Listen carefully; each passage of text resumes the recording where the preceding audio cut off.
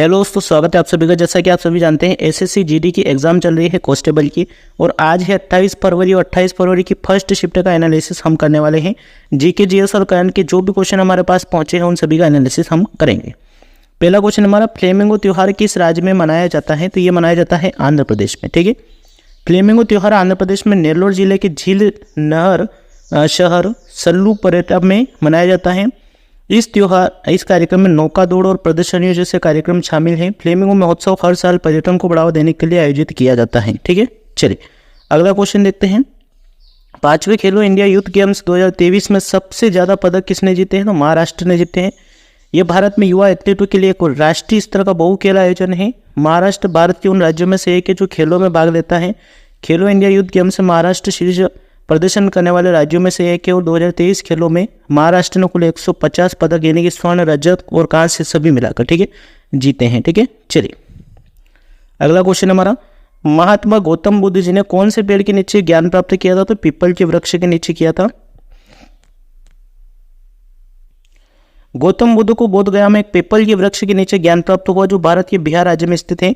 जिस पीपल के वृक्ष के नीचे बुद्ध को ज्ञान प्राप्त हुआ था उसे बोधि वृक्ष के नाम से जाना जाता है, जिसे बौद्धों द्वारा पवित्र माना जाता है। ठीक है, चलिए अगला क्वेश्चन देखते हैं।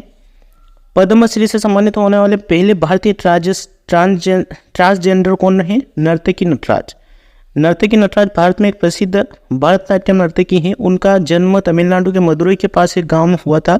उन्हें 2019 में पद्मश्री पुरस्कार सम्मानित किया गया था और भारत में पद्मश्री सम्मानित होने वाली पहली ट्रांसजेंडर महिला है। ठीक है, चलिए अगला क्वेश्चन हमारा, न्यूटन की क्रिया प्रतिक्रिया का नियम कौन सा है? तीसरा नियम है।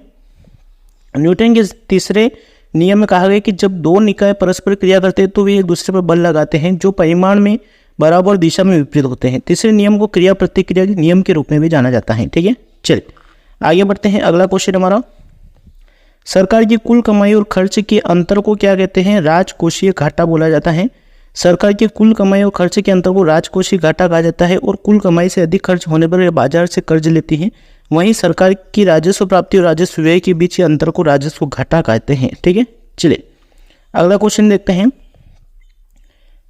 22 जुलाई 2023 को सबसे लंबे समय तक मुख्यमंत्री रहने वाले दूसरे नेता कौन बने? ओडिशा के मुख्यमंत्री नवीन पटनायक साहब। ठीक है, ओडिशा के मुख्यमंत्री नवीन पटनायक पिछले 23 साल 127 दिनों से सीएम पद कार्यभार संभाल रहे हैं और 22 जुलाई 2023 को उन्होंने दूसरे सबसे लंबे समय तक सीएम रहने वाले नेता का रिकॉर्ड अपने नाम कर लिया। ठीक है, चलिए आगे बढ़ते हैं। अगला क्वेश्चन हमारा, घूमर किस राज्य का लोक नृत्य है? राजस्थान का है। घूमर भील जनजाति का पारंपरिक लोक नृत्य है। ठीक है, चलिए अगला क्वेश्चन हमारा, अनुच्छेद 163 किससे संबंधित है? राज्यपाल को सहायता और सलाह देने के लिए मुख्यमंत्री के साथ मंत्रिपरिषद का प्रावधान है। ठीक है,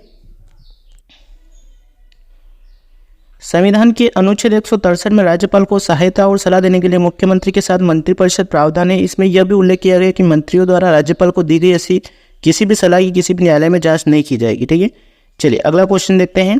संविधान सभा की स्थापना कब हुई थी? 1946 में। कैबिनेट मिशन योजना के तहत 1946 में संविधान सभा का गठन किया गया था। ठीक है, चलिए अगला क्वेश्चन देखते हैं। भारत रत्न तथा रेमन मैग्सेसे पुरस्कार प्राप्त करने वाली पहली संगीतकार कौन थी? MS सुब्बुलक्ष्मी।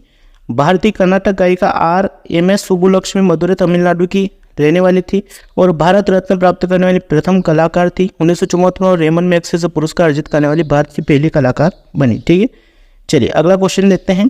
निम्नलिखित में से कौन 26 जनवरी 2023 को गणतंत्र दिवस समारोह मुख्य अतिथि थे? मिस्र के राष्ट्रपति अब्देल फतह अल सीसी। ठीक है, 26 जनवरी 2023 को गणतंत्र दिवस समारोह मिस्र के राष्ट्रपति अब्देल फतह अल सीसी मुख्य अतिथि होंगे और वह 2014 से मिस्र के छठे राष्ट्रपति रूप में कार्यरत हैं। ठीक है, चलिए अगला क्वेश्चन हमारा, विरोधियों को दबाने के लिए कौन सा एक्ट चलाया गया था? Roulette act. रोलेट एक्ट को काला कानून भी कहा जाता है। ठीक है, चलिए अगला क्वेश्चन हमारा, वेस्टचेस्टर कप का संबंध किस खेल से है? बैडमिंटन से, और यह ट्रॉफी फुटबॉल के खेल से संबंधित है। ठीक है दोस्तों, मिलते हैं नेक्स्ट वीडियो में। वीडियो को लाइक करके चैनल को सब्सक्राइब जरूर कर लीजिएगा।